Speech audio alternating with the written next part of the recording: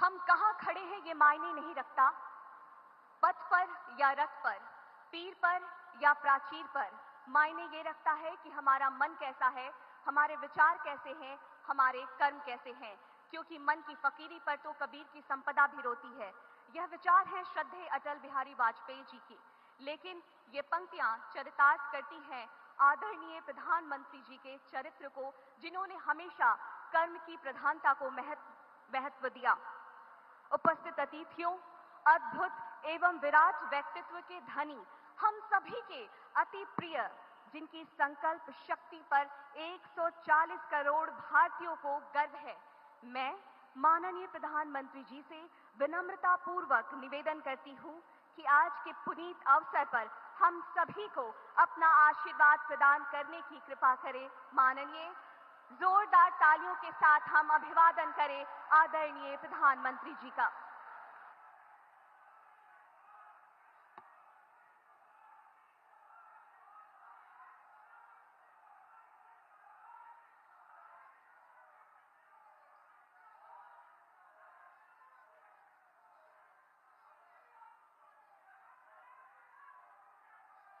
अपनी बात प्रारंभ करने से पहले मैं आप सबसे एक प्रार्थना करना चाहता हूं। आप जहां हैं वहीं अपने स्थान पर बैठे रह करके ही, खड़े होने की जरूरत नहीं है, बैठकर ही 22 तारीख को जिन परिवारजनों को हमने खोया है,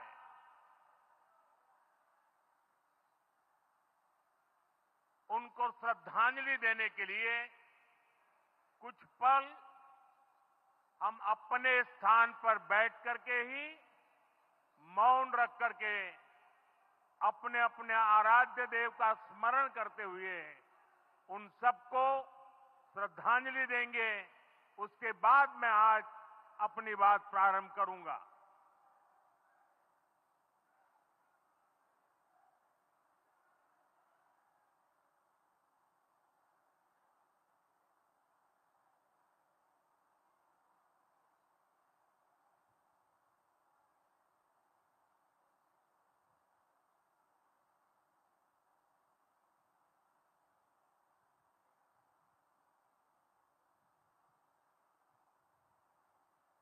ओम शांति शांति शांति।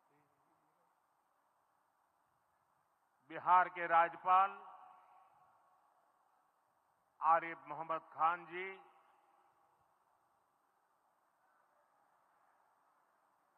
यहां के लोकप्रिय मुख्यमंत्री मेरे मित्र श्रीमान नीतीश कुमार जी, मंच पर उपस्थित अन्य सभी वरिष्ठ महानुभाव और बिहार के मेरे प्यारे भाई और बहनों, आज पंचायती राज दिवस के मौके पर पूरा देश मिथिला से जुड़ा है, बिहार से जुड़ा है। आज यहां देश के, बिहार के विकास से जुड़े हजारों करोड़ रुपए के प्रोजेक्ट का शिलान्यास और लोकार्पण हुआ है। बिजली, रेल, इंफ्रास्ट्रक्चर के इन विभिन्न कार्यों से बिहार में रोजगार के नए मौके बनेंगे। आज राष्ट्र कवि रामधारी सिंह दिनकर जी की पुण्यतिथि भी है। मैं उन्हें विनम्र श्रद्धांजलि अर्पित करता हूं।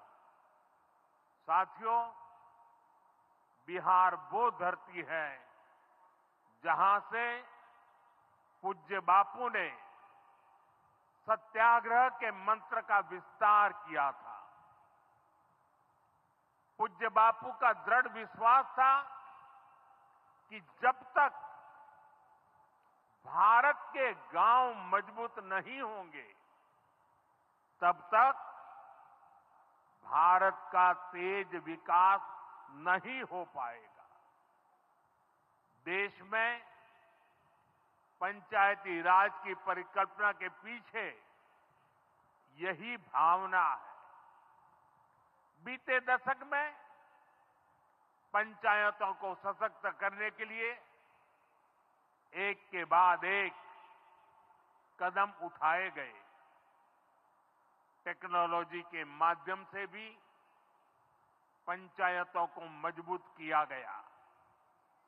बीते दशक में 2 लाख से ज्यादा ग्राम पंचायतों को इंटरनेट से जोड़ा गया है। 5.5 लाख से ज्यादा कॉमन सर्विस सेंटर्स गांवों में बने हैं। पंचायतों के डिजिटल होने से एक और फायदा हुआ है। जीवन मृत्यु प्रमाण पत्र, भूमि धारण प्रमाण पत्र, ऐसे कई दस्तावेज आसानी से प्राप्त कर सकते हैं। आजादी के अनेक दशकों बाद जहां देश को संसद की नई इमारत मिली, वहीं देश में 30,000 नए पंचायत भवन भी बनाए गए। पंचायतों को पर्याप्त फंड मिले, ये भी सरकार की प्राथमिकता रही है।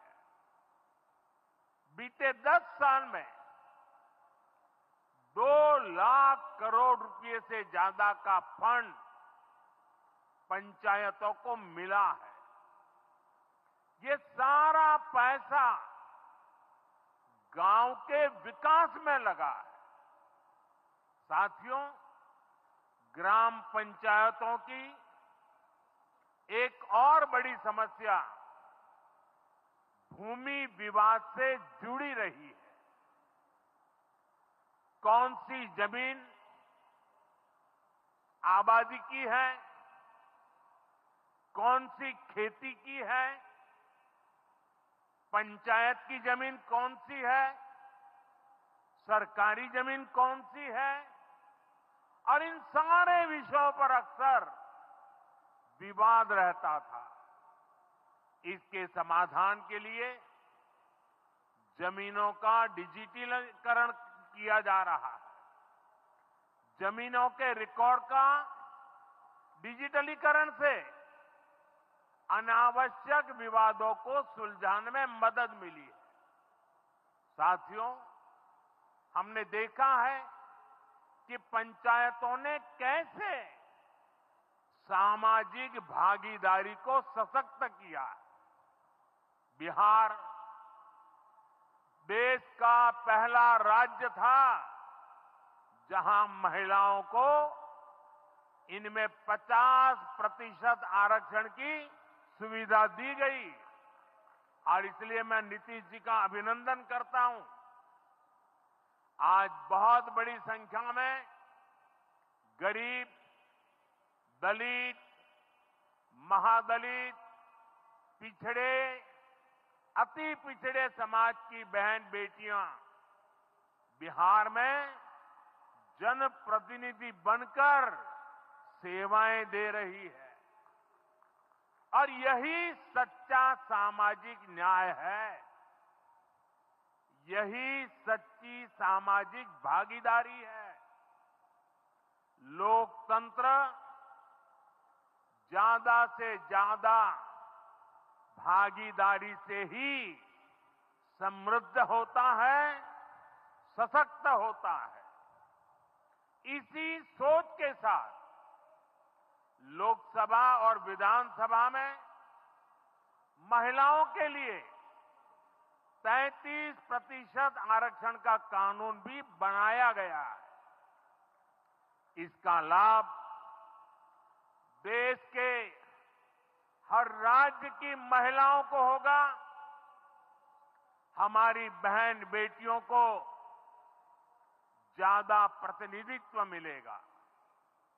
साथियों, देश में महिलाओं की आय बढ़ाने के लिए रोजगार, स्वरोजगार के नए अवसर बनाने के लिए सरकार मिशन मोड में काम कर रही है। बिहार में चल रहे जीविका दीदी इस कार्यक्रम से अनेक बहनों का जीवन बदला है। आज ही यहां बिहार की बहनों के स्वयं सहायता समूहों को करीब 1,000 करोड़ रुपए की मदद दी गई है। इससे बहनों के आर्थिक सशक्तिकरण को और बल मिलेगा। ये देश में 3 करोड़ लखपति दीदी बनाने के लक्ष्य की प्राप्ति में और सहयोगी बनेगा। साथियों, बीते दशक में ग्रामीण अर्थव्यवस्था को नई गति मिली है। गांवों में गरीबों के घर बने, सड़कें बनी, पक्के रास्ते बने हैं, गांवों में गैस कनेक्शन पहुंचे, पानी के कनेक्शन पहुंचे, शौचालय बने हैं। ऐसे हर काम से गांव में लाखों करोड़ रुपए पहुंचे हैं। रोजगार के नए अवसर भी बने हैं। मजदूर से लेकर किसान और गाड़ी वाले से लेकर दुकानदार तक सबको कमाई के नए मौके मिले। इससे उस समाज को सबसे अधिक फायदा हो रहा है जो पीढ़ियों से वंचित रहे थे। मैं आपको पीएम आवास योजना का उदाहरण दूंगा। इस योजना का लक्ष्य है देश में कोई भी गरीब परिवार बेघर ना हो, सबके सिर पर पक्की छत हो। अभी जब इन माताओं बहनों को मैं घर की चाबी दे रहा था, उनके चेहरे पर जो संतोष नजर आ रहा है, उनमें जो नया आत्मविश्वास दिख रहा था, वो वाकई इन गरीबों के लिए काम करने की प्रेरणा का कारण बन जाता है। और इसी लक्ष्य के साथ बीते दशक में 4 करोड़ से अधिक पक्के घर बनवाए गए हैं। बिहार में भी अब तक 57 लाख गरीब परिवारों को पक्के घर मिल चुके हैं। ये घर गरीब, दलित, पिछड़े, अति पिछड़े, पसमानदा परिवार, ऐसे समाज के वंचित परिवारों को मिले हैं। आने वाले सालों में 3 करोड़ और पक्के घर गरीबों को मिलने जा रहे हैं। आज ही बिहार के करीब 1.5 लाख परिवार अपने नए पक्के घर में गृह प्रवेश कर रहे हैं। देश भर के 15 लाख गरीब परिवारों को नए घरों के निर्माण के स्वीकृति पत्र भी दिए गए हैं। इसमें भी 3.5 लाख लाभार्थी ये हमारे बिहार के ही हैं। आज ही करीब 10 लाख गरीब परिवारों को उनके पक्के घर के लिए आर्थिक मदद भेजी गई है। इसमें बिहार के 80,000 ग्रामीण परिवार और 1 लाख शहरी परिवार शामिल है। साथियों, बीता दशक भारत के इंफ्रास्ट्रक्चर का दशक रहा है। ये आधुनिक इंफ्रास्ट्रक्चर विकसित भारत की बुनियाद को मजबूत कर रहा है। देश के 12 करोड़ से अधिक ग्रामीण परिवारों के घरों में पहली बार नल से जल पहुंचा है। 2.5 करोड़ से अधिक घरों में बिजली का कनेक्शन पहुंचा है। जिन्होंने कभी सोचा नहीं था कि गैस के चूल्हे पर खाना बनाएंगे, उनको गैस सिलेंडर मिले हैं। अभी हाल में आपने खबर पढ़ी होगी, लद्दाख और सियाचिन में जहां सामान्य सुविधाएं तक पहुंचानी मुश्किल होती है, वहां अब 4G और 5G मोबाइल कनेक्शन पहुंच गया है। ये दिखाता है कि आज देश की प्राथमिकता क्या है। हमारे सामने आरोग्य जैसे क्षेत्र का भी उदाहरण है। कभी एम्स की तरह अस्पताल दिल्ली जैसे बड़े शहरों में ही होते थे, आज यहां दरभंगा में ही एम्स बन रहा है। बीते 10 सालों में देश में मेडिकल कॉलेज की संख्या करीब करीब 2 गुनी हो चुकी है। यहां झंझारपुर में भी नया मेडिकल कॉलेज बन रहा है। साथियों, गांवों में भी अच्छे अस्पताल बने, इसके लिए देश भर में 1.5 लाख से ज्यादा आयुष्मान आरोग्य मंदिर बनाए गए हैं। बिहार में ऐसे 10,000 से अधिक आयुष्मान आरोग्य मंदिर बने हैं। इसी तरह जन औषधि केंद्र गरीब और मिडिल क्लास के लिए बहुत बड़ी राहत बन चुके हैं। यहां 80% डिस्काउंट पर सस्ती दवाएं मिलती है। बिहार में 800 से ज्यादा जन औषधि केंद्र बनवाए गए हैं। इससे बिहार के लोगों का 2,000 करोड़ रुपया दवाई पर होने वाला खर्च बचा है। आयुष्मान भारत योजना के तहत भी बिहार में लाखों परिवारों का मुफ्त इलाज हो चुका है। इससे इन परिवारों को हजारों करोड़ रुपयों की बचत हुई है। साथियों, आज भारत रेल, रोड, एयरपोर्ट जैसे इंफ्रास्ट्रक्चर से भी बहुत तेज गति से जुड़ रहा है। पटना में मेट्रो का काम चल रहा है। देश के 2 दर्जन से अधिक शहर मेट्रो सुविधा से जुड़े हैं। आज पटना से जयनगर के बीच नमो भारत रैपिड रेल की शुरुआत भी हुई है। इससे पटना से जयनगर के बीच का सफर बहुत कम समय में पूरा हो जाएगा। समस्तीपुर, दरभंगा, मधुबनी और बेगूसराय के लाखों लोगों को नमो भारत रैपिड रेल से मदद मिलेगी।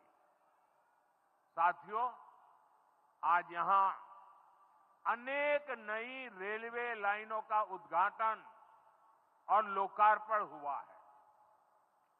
सहरा से मुंबई तक आधुनिक अमृत भारत ट्रेन शुरू होने से हमारे श्रमिक परिवारों को बहुत सुविधा होगी। हमारी सरकार मधुबनी और झंझारपुर से ऐसे बिहार के दर्जनों रेलवे स्टेशनों को भी आधुनिक बना रही है। दरभंगा एयरपोर्ट से मिथिला की बिहार की एयर कनेक्टिविटी बेहतर हुई है। पटना एयरपोर्ट का भी विस्तार किया जा रहा है। विकास के इन कार्यों से बिहार में रोजगार के नए अवसर बन रहे हैं। साथियों, हमारे किसान ग्रामीण अर्थव्यवस्था की रीढ़ है। ये रीढ़ जितनी मजबूत होगी, गांव उतने ही मजबूत होंगे, देश उतना ही सशक्त होगा। हम सब जानते हैं, मिथिला का कोशी का एक क्षेत्र बाढ़ से बहुत परेशान रहा है। सरकार बिहार में बाढ़ के प्रकोप को कम करने के लिए 11,000 करोड़ रुपए खर्च करने वाली है। इससे बागमती, धार, बूढ़ी गंडक, कोसी पर बांध बनेंगे। इससे नहरों का निर्माण होगा, नदी के पानी से सिंचाई की व्यवस्था होगी और हर किसान के खेत तक पानी पहुंचाने का इंतजाम भी होगा। यानी अब बाढ़ की परेशानी भी कम होगी, खेतों तक पर्याप्त पानी भी पहुंचेगा। साथियों, मखाना आज देश और दुनिया के लिए सुपर फूड है, लेकिन मिथिला की तो ये संस्कृति का हिस्सा है। इसी संस्कृति को हम यहां की समृद्धि का भी सूत्र बना रहे हैं। हमने मखाने को जीआई टैग दिया है, यानी मखाना इसी धरती का उत्पाद है। इस पर अब आधिकारिक मोहर लग गई है। मखाना रिसर्च सेंटर को भी नेशनल स्टेटस दिया गया है। बजट में जिस मखाना बोर्ड की घोषणा की गई है, वो बनने से मखाना किसानों का भाग्य बदलने वाला है। बिहार का मखाना दुनिया भर के बाजारों तक सुपर फूड के रूप में पहुंचेगा। बिहार में national institute of food technology and management भी बनने वाला है। इससे यहां के नौजवानों को फूड प्रोसेसिंग से जुड़े छोटे उद्यम लगाने में और मदद मिलेगी। साथियों, खेती के साथ साथ मछली उत्पादन में भी बिहार निरंतर आगे बढ़ रहा है। हमारे मछुआरे साथी अब किसान क्रेडिट कार्ड की सुविधा का लाभ ले पा रहे हैं। इससे मछली के काम में जुटे अनेक परिवारों को लाभ हुआ है। पीएम मत्स्य संपदा योजना के तहत भी बिहार में सैकड़ों करोड़ रुपए के काम हुए हैं। साथियों,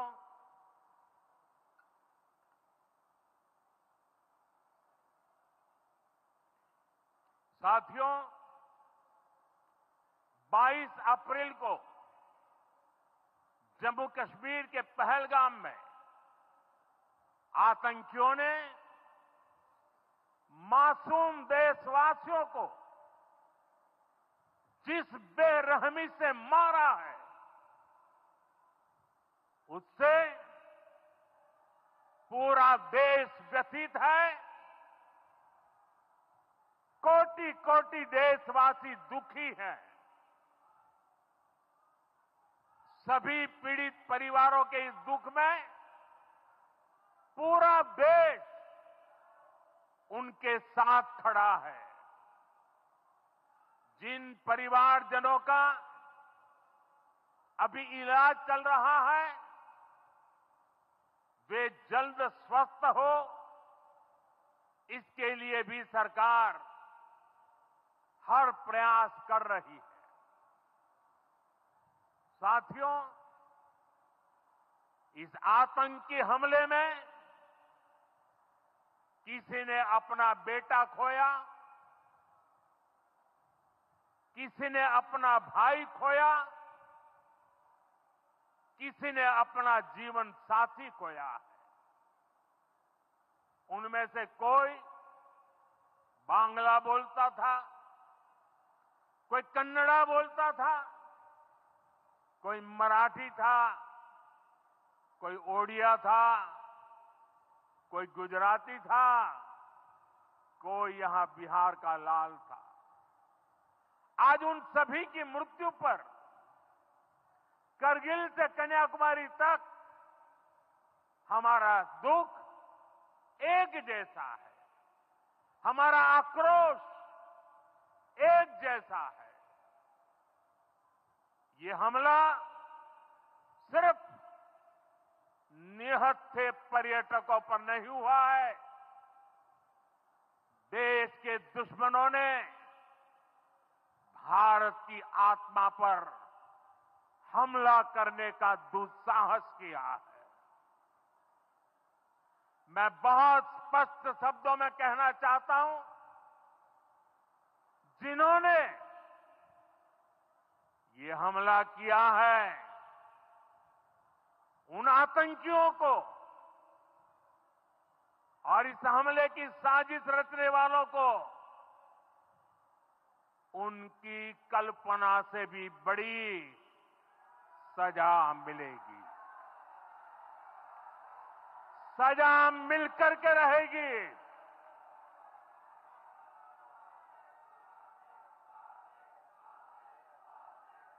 अब आतंकियों की बची खुची जमीन को भी मिट्टी में मिलाने का समय आ गया है।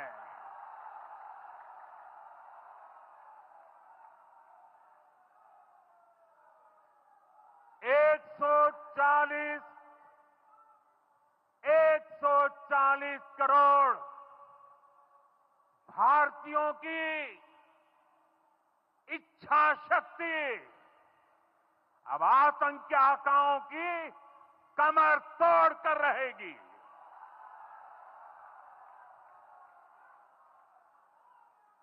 Friends, today from the soil of Bihar, I say to the whole world, India will identify, track and punish every terrorist and their backers. We will pursue them to the ends of the earth. India's spirit will never be broken by terrorism. Terrorism will not go unpunished. Every effort will be made to ensure that justice is done. The entire nation is firm in this resolve. Everyone who believes in humanity is with us. I thank the people of various countries and their leaders who have stood with us in these times. साथियों, शांति और सुरक्षा ये तेज विकास की सबसे जरूरी शर्त है। विकसित भारत के लिए विकसित बिहार जरूरी है। बिहार में विकास हो और विकास का लाभ यहां हर वर्ग, हर क्षेत्र तक पहुंचे, ये हम सभी का प्रयास है। पंचायती राज दिवस पर इस कार्यक्रम से जुड़ने के लिए मैं एक बार फिर आप सभी का आभार व्यक्त करता हूं। बहुत बहुत धन्यवाद। मेरे साथ बोले, भारत माता की, भारत माता की, भारत माता की।